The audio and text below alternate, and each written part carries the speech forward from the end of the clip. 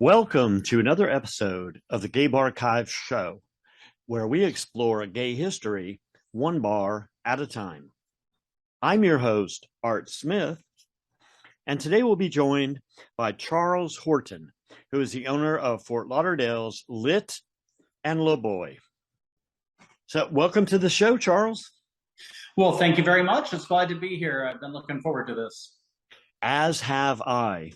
You know, you kind of popped onto my radar, I guess, about a year ago, and I've been watching your progress in Fort Lauderdale. But from what I understand, the early years of you going out to the gay clubs and being familiar with the gay community all started in one of my favorite towns, which is Dallas, Texas.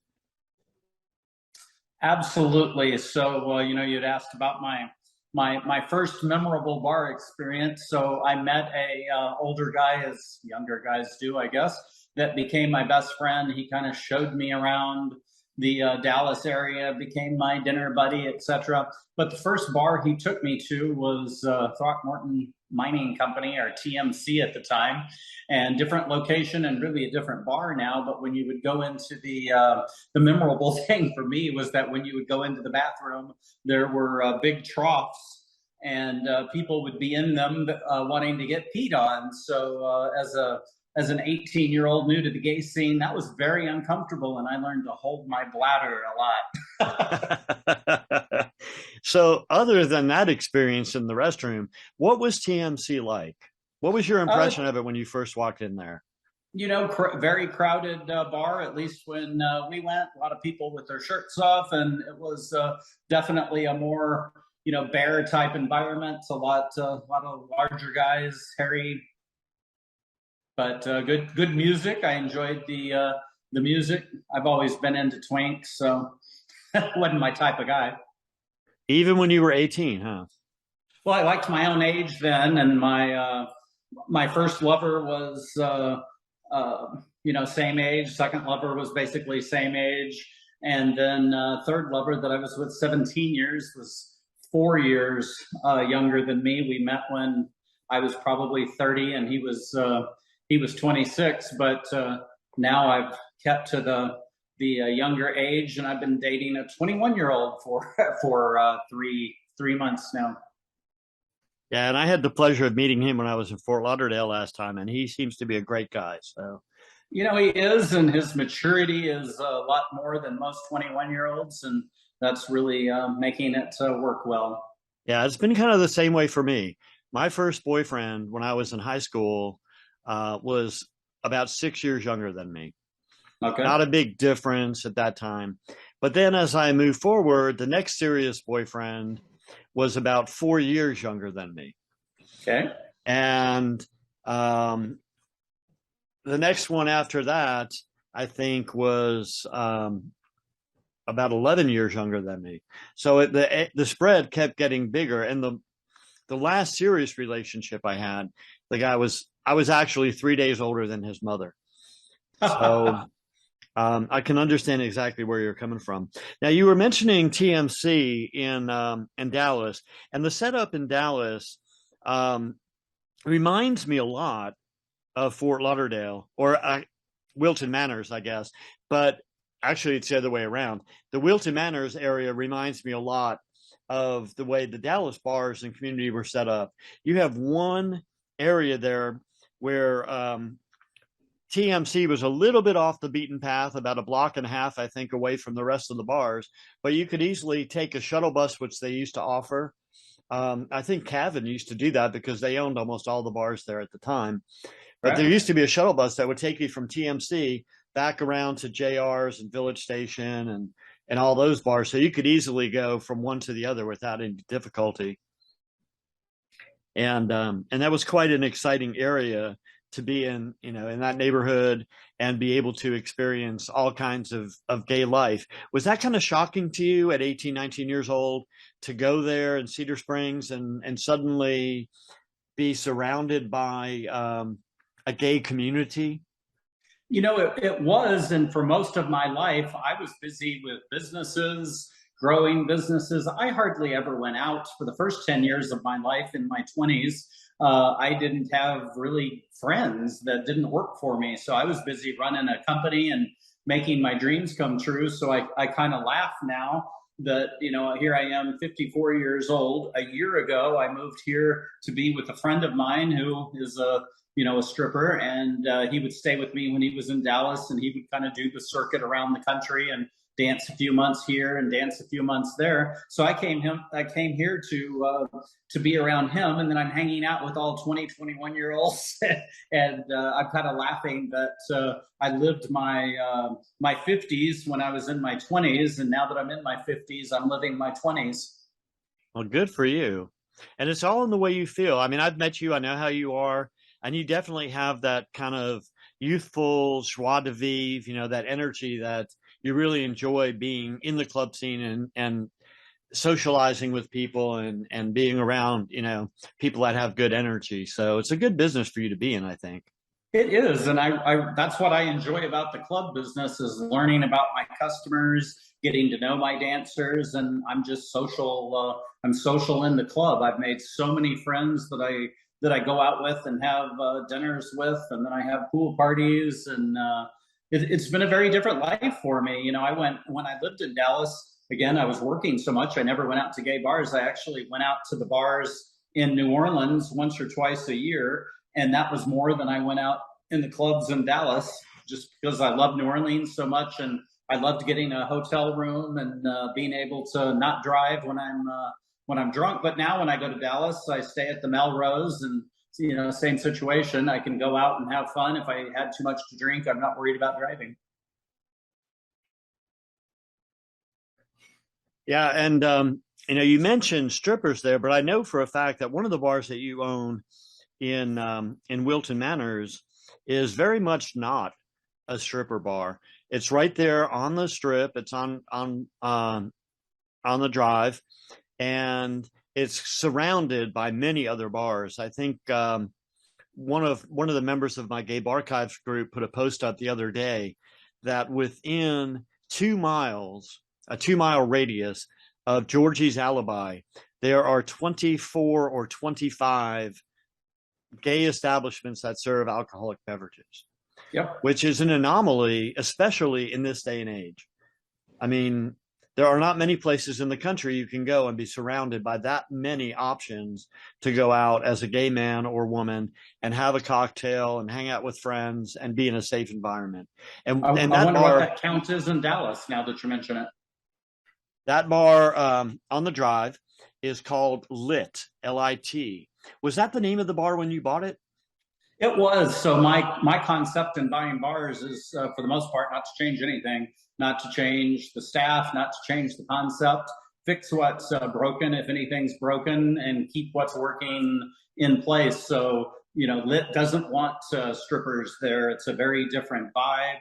People come there to hang out, to play darts, to play poker, to watch bitch bingo.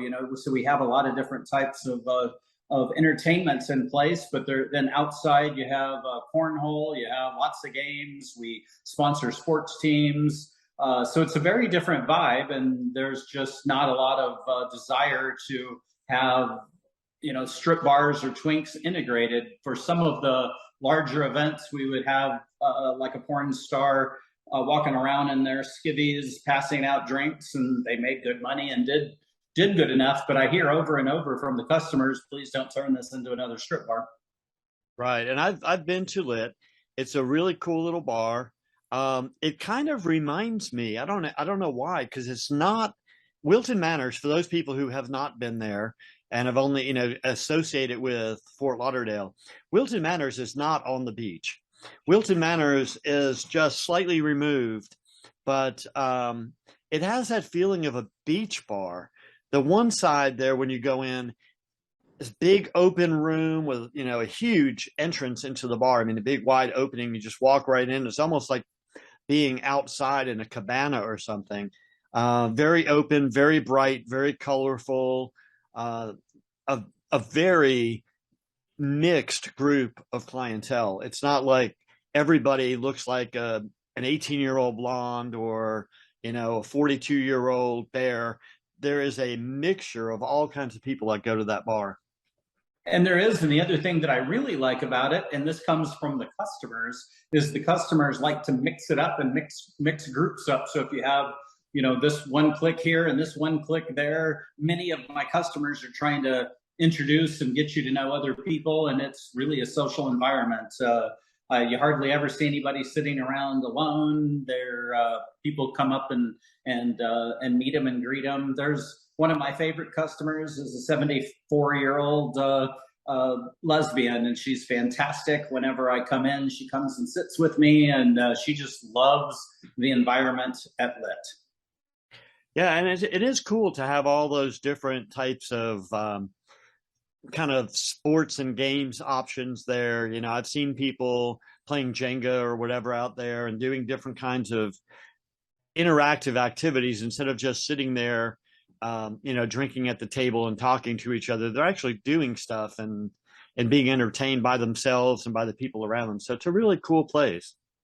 If you haven't been in the last, say, 2 months, one of our bartenders is a painter and did movies and TV shows and does body painting well, but he's painted both the patio area and the inside of the bar area, and he did a fantastic job. And it's a completely different feel in there now. Yeah, I think I've seen those pictures in your on your Facebook page. Yeah, and I'm going to post some of them up here in the video so that people who are watching this and listening to it, they can see the pictures of what we're talking about and what the bar looks like. And it's a really cool building. It's so comfortable. It's like a little neighborhood bar. The first time I walked in there, I had never even heard of it or noticed it until after you purchased it. But I don't get to Fort Lauderdale more than a couple times a year. But when I did hear about it and go in there, it just feels very comfortable. You don't feel out of place. You don't feel like you don't belong, or everybody is turning their back to you and you're sitting there in the corner by yourself. It's a very friendly kind of place. It definitely is. That's what I like most about it. Art. What I've found in doing acquisitions is what makes a business successful is the people that are working in the business. And so when you do an acquisition, you'll want to keep the people, and the people at Lit are very popular. Everybody loves them. Everybody has their favorite bartender, but there's somebody for everybody there. It's a great staff. Now, I know you also do special events there. I noticed not too long ago was it July 4th, or you had Bruce Valanche there. Correct. That was a lot of fun. Bruce is always. How can you not have fun with Bruce? I had the pleasure of taking him out to dinner maybe 4 times while he was in town, and man, his background is fascinating, and he's so witty. You're laughing the entire time. It was well worth it. I understand. I've interviewed him actually for this project. He was an early victim of my interviews. So there is a segment. There is a segment in this Gay Barchives series of me interviewing Bruce Valanche. And if you get a chance to watch it, one of the things that's interesting about it is I incorporated, I think, 10 fun facts about Bruce Valanche into that segment.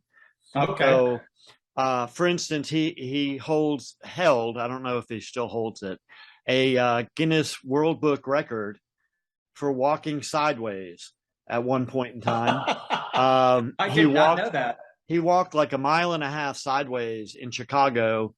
I think from the Tribune building to the water tower or something like that. But it was recorded by the local paper, helicopters and people on the street. And he was in the Guinness Book of World Records. So, wow. But yeah, he's a great guy. I've seen him at your other club too, at LeBoy. And he loves coming to LeBoy when he's in town. He does.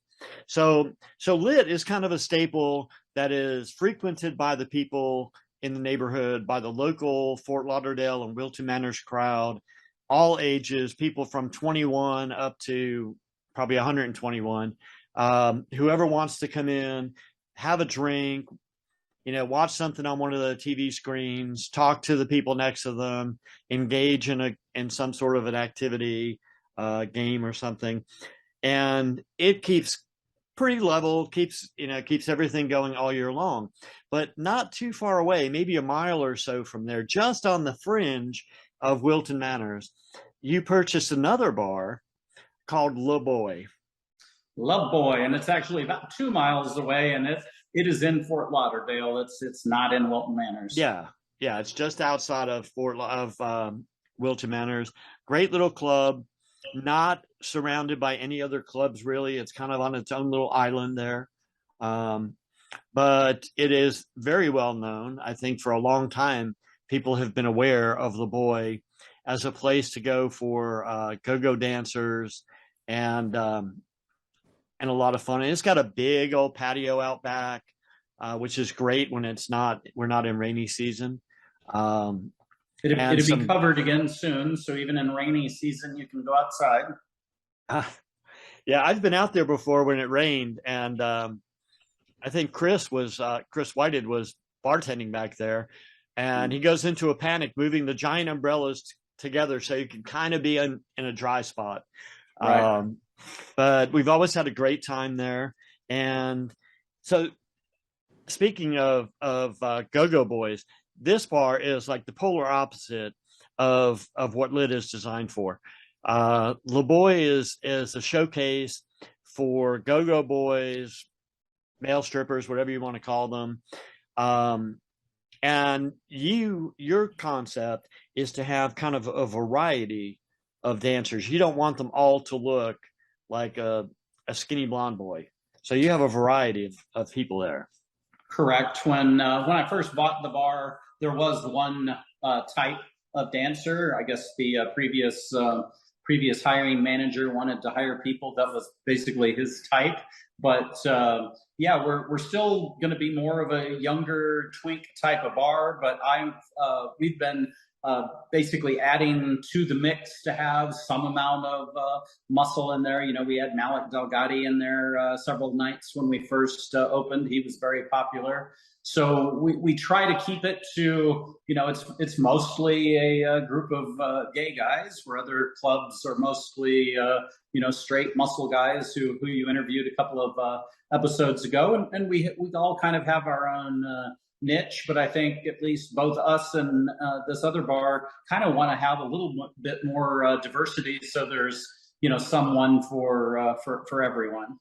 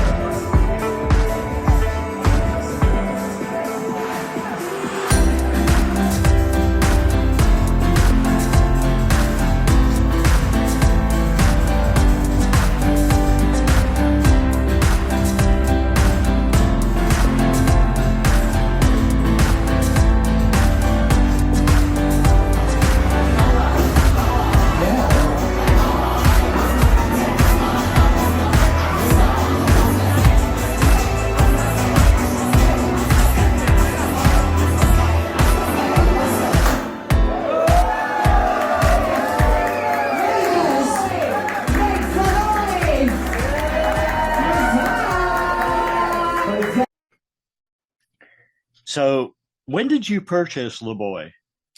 January 1st of last year. So most people were recovering from a hangover from the night before, and Charles was up writing a check and saying, "Okay, I will take this place." It was a very lucky transaction. I moved here because of a friend of mine that was a stripper that would travel around the country working at different clubs, and he would stay with me when he was in the Dallas area. We'd been friends for like 7 years, I think it was. And then I just kind of went through a change of life where suddenly in Dallas, I sold everything. I had tried to start several businesses and lost millions of dollars and was eating into my assets. And I thought, okay, I'm going to come to Fort Lauderdale and just stop spending money. So kind of a bad place to go. And that I had in Dallas, I had 12,500 square feet on 6.5 acres for $1.5 million. And I sold that luckily I did very well. I sold it for almost $5 million. And then I moved here and get a 3,000 square foot house for $1.5 million. So that was still kind of expensive. But again, the thought was to just be retired and enjoy life and stop spending so much money on starting businesses. So then within, let's see, I guess that was August of last year, September, October, November, December, within a quarter, 3 to 4 months, then I'm buying my first gay bar. And then 3 months later, I buy my second gay bar. But my friend Michael was working at LeBoy, and he said the owner wanted to sell, but he never really wanted to be in the bar business. And I'm thinking, well, I love the club. Maybe I look at it. And I'd say within a month of starting the conversation, we closed. Well, the good thing, especially in Florida, the good thing about buying a bar is if you don't pay extravagant amounts of money for fluff, for the goodwill of the name or whatever, the liquor license alone has retention of value. I mean, after a while, when places get really popular, those liquor licenses go through the roof, and people will pay $1 bazillion to have one just so that they can dip their toe in the bar business for a while. So you have a cushion there because it does come with a liquor license, which obviously in Florida can get pretty pricey. Yeah, when I first started buying bars about a year ago, the liquor license was going for $380,000. Now it's $430,000, and that is the vast majority of what I paid for the two bars. So when you consider the liquor license, the liquor inventory, and a little bit of furniture and fixtures, that covers the entire price. So you're really kind of getting the bar for free in a way. Right. And then you also have, residual income, because every month you're putting a little cash in your pocket. So Yep. It's kind of repaying that investment. And it's a lot of fun. I mean, you're still retired. You can still travel when you like because you've kept good people in place to run the businesses. And I noticed from following you on Facebook that you are not chained to your 3,000 square foot house in Fort Lauderdale. You find yourself on a plane frequently or in a car traveling somewhere else to visit somebody. So, you're still getting to enjoy your quote retirement while you have these clubs going on. Correct. I don't know if you did the research and found out or not, but my hobby up until a year or two ago was running firewalking seminars. So I was traveling all around the world teaching firewalk instructor courses or teaching firewalk teaching firewalk seminars, again, all over the world, generally for larger companies. And I was executive platinum on American Airlines, and I was the jet set guy running around. And then when COVID struck, you stopped all that. And then I thought, well, I'm just not going to travel anymore. And here all of a sudden I've been on like 5 trips in the last month. Well, good for you. Maybe you should start a gay firewalking business in Fort Lauderdale. Be a destination place. You can buy a little lot that has a place for you to set up your firewalking, and people can come and experience it while they're there. Will you come, Art? I will. It's not that far. I'm in Tampa. So no, I mean, will you firewalk? Sure, why not? What's the worst that could happen? You burn your feet. Yeah, well, you only live once, right? That's my theory. So, what is your favorite thing about LeBoy? It's what I really enjoy doing is I enjoy customer interaction. So I've gotten to be friends with the majority of our regular customers. I try to get to be friends and at least be comfortable with the dancers where they feel like they can come and talk to me. I think most people that are in the bar think that I'm a priest because some of the confessions that I get from some of the customers is pretty wild. But these have become my friends now. We go out to dinners.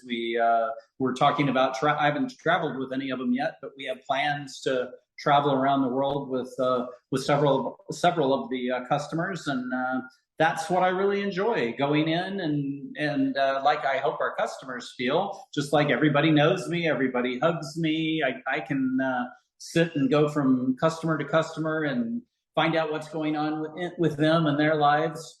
And I really don't keep a official job or official title in either bar. I go in and I be social. I don't know how to bartend even. So when I first bought the bar, I started out saying, okay, well, I need to learn how to do everything. And I've always been able to do that in my businesses. And then I start doing it and I'm thinking, okay, well, I can do the mixed drinks, but I cannot remember one name. I can't keep track of 50 tabs at once. So while it's still on my list to learn how to do the bartending, I haven't. I know how to do all. I'm really good at financials and understanding financials, and at least in both of these bars, that's what they were lacking. The owner of LeBoy thought he was barely breaking even, and he showed me his financials, and I could see where $30,000 to $40,000 a month was being stolen, within seconds. Wow. So I started off very profitably because I stopped any access to steal without me knowing about it. I mean, that you're in a cash business, people can steal, but at least now I know about it. Absolutely. Absolutely. And it is a great little club. I highly recommend if you're going to the Fort Lauderdale area, definitely check out LeBoy and Lit because they're both great experiences, great people working there. I can't say enough about before our last trip down there, the people that I interacted with Chris at LeBoy and with Michael and several other people that just made it very easy to get ready to come down there and to interact with you and your team and experience both bars. It was very welcoming. You got some good people working for you down there. I'll tell you what, I'm one lucky guy because I have a great team and all these names that you just said. These people have been with the club for 3 or 4 different iterations. Somebody buys the club, changes the name. Well, most of the team has been there through all of these changes, and so the customers are really coming there to see them. And I work hard to make sure I don't have turnover. Now, do you have any plans for changing anything at LeBoy, or do we have anything new coming up in the near future, or is it pretty copacetic for now? So we've been doing constant repairs and remodeling. The roof was first. It was in a bad disrepair. Every time it rained, we kind of flooded inside the bar. At one point, there was a video going around where it rained, and then the entire roof of the bar collapsed while it was open into people, and life just kept going on, and we kept having drinks and just roped off that area. But all of that's fixed. We've redone one of the bathrooms entirely. All of the patio has a completely different look and feel. It's very lots of plants, lots of comfortable chairs. You can sit out there and talk with either your friends or a dancer of your choice. And that's one of the nice things about LeBoy. It's not high pressure. You don't have hustlers basically that are coming up to you, kind of demanding your attention. If you want to be left alone at LeBoy, you can be left alone at LeBoy. If you want 3 or 4 dancers sitting around you and talking, you can do that and have that too. Yeah, and you've got an interesting mix there. They're not, like you said, they're not all the same. I've seen some of the dancers that will come out in fishnets and high heels to start with. It's a lot of variety, a lot of diversity, and that's what we need these days. Not everybody wants the same slice of pie, everybody wants something a little different. And Exactly, and we try to accommodate anybody. I'd say our one of our longest term dancers and most successful dancers is 32 years old. He's probably at the higher end of the scale, but God, he's hot, he's popular, he's beautiful, and we go all the way down to 18. We have a gay couple in there now that's 18 and 21. And when they get up on stage, it's just magical. They do erotic dance shows together, and boy, it keeps your attention. very cool. I'll have to come back and check that out. I know one of my friends down there is a big fan of both of your bars, and I'm sure you know him pretty well, Patrick Galliano from Yeah, Stoli. he's fantastic. Yeah, he has great things to say about both your locations, and I know he's done a number of promotions at both clubs, little Stoli promos here and there. Yep, and he's a good friend of Bruce Galant, so that is true. He's there every time Bruce comes in, and kind of works out as a host for me, keeping him happy. Yeah, and he's entertaining in and of himself. His outfits and presence definitely make a statement on their own. Before I ever knew what he did or anything, he just stood out because of the way he looked and he dressed. He's meticulous and dresses unlike anyone else. And so I started off saying hi to him regularly before I even knew that he was a ambassador for Stoli. Yeah, it was kind of funny. It was about I guess about a year or so ago. I had known Patrick because of social media and my interactions with the Stoli people and things of that nature, but I'd never actually met him in person. And so I had come down to Fort Lauderdale, I think it was October of last year, and I was doing the little circuit there on the drive, and I was walking from I think from Jim back toward Hunters. So I was crossing the street there, and as I'm crossing the street, I look over and I see this person there with this kind of funky little mohawkish kind of colored hair thing going on. And I turned around and I yelled, "Patrick," because he just could not know it was him. Right. And we had a great conversation. And ever since then, we've stayed in touch. And, I've been there. I was there with him when he brought Bruce to your club a couple months ago. Oh, cool. So we had a great time together. So I understand, you've done this thing with Lit, which is one type of a bar, a neighborhood kind of club, and you've done your LeBoy thing, which is go-go boys and kind of a different energy. Right. But I keep hearing from you that you also want to kind of dip your toes in the dance club scene. So you're looking for a club that you can turn into a gay dance bar? Is that, or that already is a gay dance bar that you can kind of put your stamp on? Right now, my belief is that I want to buy already successful bars where I'm walking in and I know that I'm making money from day one. I've done a lot of startups in my life, and they're risky. You spend a bunch of money hoping that the people come in, and you don't know if they do or they don't. You talked earlier about LeBoy having a good reputation wherever I travel. When dancers come in and I ask them how they heard about us, they say that LeBoy has the best reputation of a strip bar in the country. Daddy TV, who does shows on Out TV, they're here filming, and they've been in the bar every night this week and the last couple of weeks, really. He says he's been to strip clubs all over the country, and LeBoy is his favorite. So I'm buying that brand, and I'm getting it instantly. So I'm not so excited about going and finding like a warehouse and turning it into a dance club. I would rather buy an existing one, but I have a belief that everything's easier in quantity. I had my last business, I got up to 88 locations, and the more size you get, the easier it is. The easier it is to delegate. Yeah, you have a whole team that takes care of everything. Everything gets cheaper on a per store basis. So my goal was to buy one every 3 months. That gave me enough time to integrate. And unfortunately, since I bought LeBoy on December 1st, and then Lit on February 1st.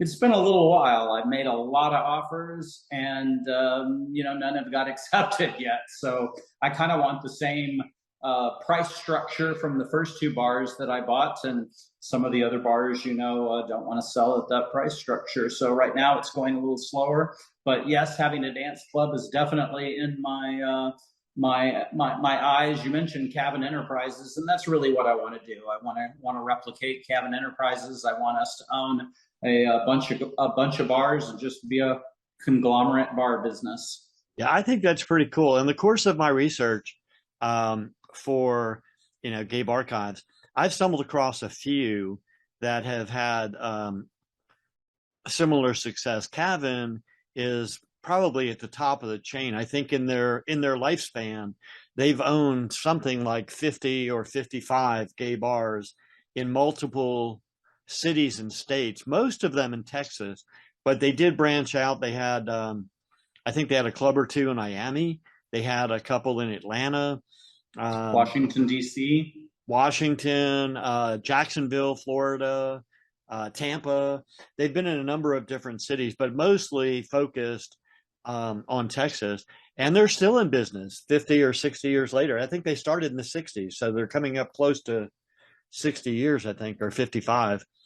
When I was in my early 20s, I dated a couple of times Dennis Weir, who was the president at the time, who had been dating, I forgot Caven's first name, but he had been Caven's boyfriend, and then Caven died. And so I've been around. I'll tell you what, that S4 club, New Year's Eve, they had armored cars going. You probably don't know this as a customer, but they were bringing in so much cash. They had armored cars coming in like every other hour. Yeah. Was it Frank Caven? I'm not remembering at all. I just remember Dennis Weir, since we went on a few dates. Yeah, and they were responsible for some of the big chains that ended up, spreading across the country. Some of the bars that people don't even know they own, like the old Plantation chain, OP. Yep. That was a Caven project. I didn't even know that. I remember one of those in El Paso. Yeah, pretty. JR's was everywhere.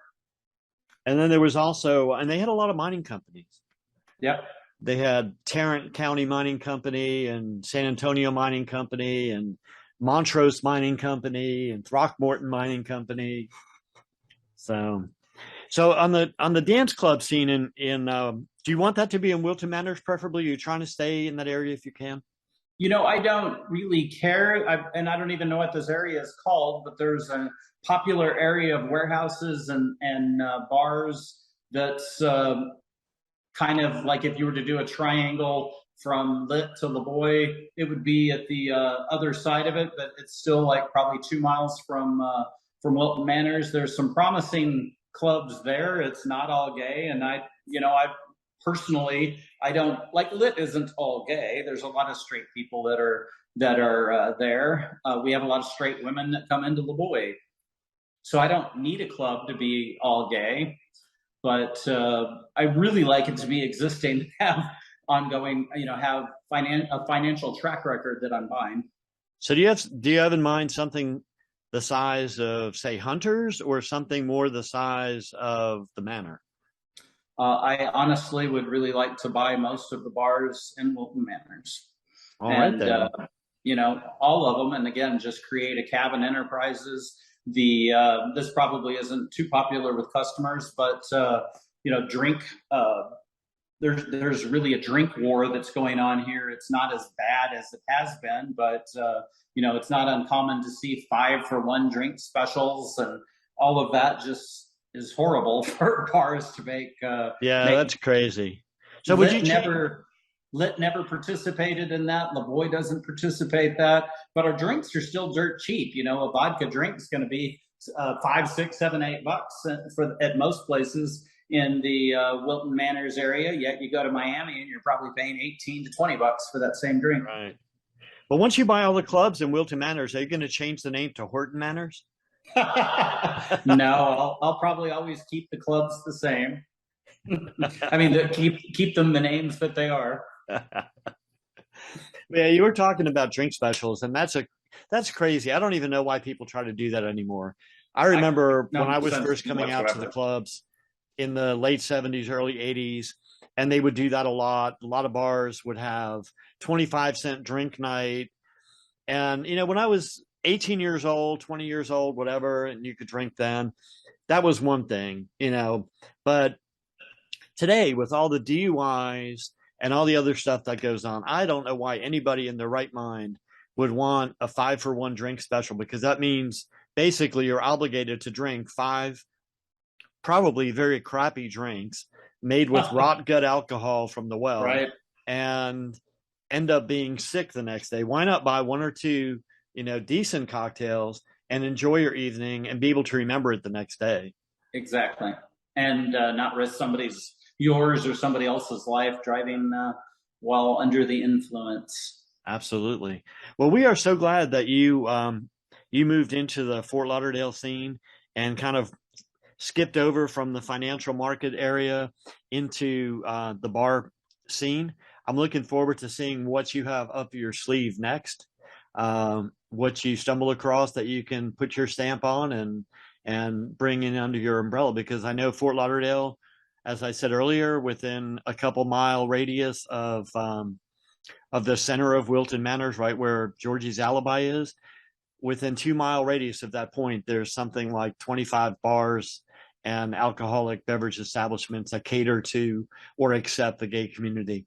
And that's pretty remarkable. So, I was in it. This might be interesting for you. I was in a Wilton Manors nighttime economic development meeting yesterday, and Gary Van Horn, who used to own bars in Pittsburgh, was saying that Wilton Manors is currently operating in like a 25-year-old old bubble. So a lot of the gay bars, are going out because of apps and other things out all throughout the country. But Wilton Manors still has a really strong club scene, and people are still coming out to the clubs and hanging out into the clubs. So, at least according to Gary, we're in a very unique situation here in Wilton Manors, and hopefully we can keep it that way.